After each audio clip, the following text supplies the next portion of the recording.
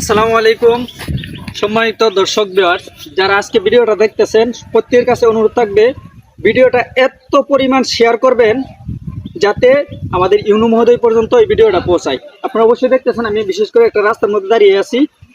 আর বিশেষ করে আমার অনুরোধ থাকবে আমাদের আশেপাশের যে গ্রামগুলো আছে তেলিকুনা, কুড়িহাটিয়া, গুলগাঁও এবং আরও আশেপাশে যে গ্রামগুলো আছেন আপনারা প্রত্যেকেই যাদের সামনে এই ভিডিওটা যাবে অবশ্যই আপনারা শেয়ার করবেন। আমি যে এই মুহূর্তে দাঁড়িয়ে আছি এটা হচ্ছে বিশম্বরপুর থানার পলাশ ইউনিয়নের 7 নং এবং 8 নং ওয়ার্ড, দুইটা ওয়ার্ডের মধ্যবর্তী একটা রাস্তায় তেলিকুনা এবং কুড়িহাটিয়া এই দুইটা গ্রামের মধ্যে যে একটা বন্ধন আছে, সামান্য একটু জায়গা, এদিকে একটু জুম করে দেখাও তো। এই দেখেন রাস্তার অবস্থা, এখনো পুরোপুরি বৃষ্টি হয় নাই, তারপরও রাস্তার যে অবস্থা। এরপরে এদিকে একটু দেখাও, দেখাই।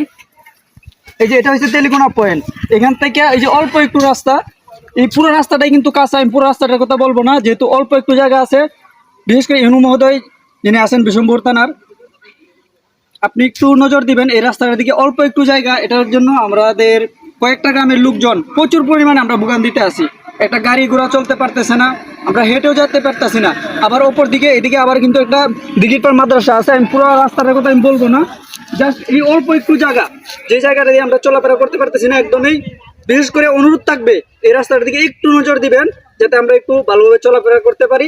আর যদি সম্ভব হয় এই পুরো রাস্তাটা দিঘির পাড় মাদ্রাসা পর্যন্ত যদি সম্ভব হয় আপনারা একটু নজর দিবেন, কারণ এই মুহূর্তে কিন্তু মাদ্রাসা খোলা হয়ে যাচ্ছে।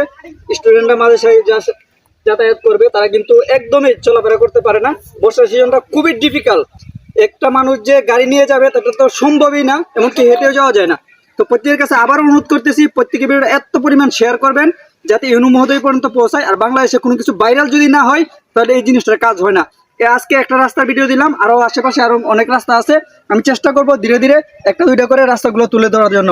ধন্যবাদ সবাইকে।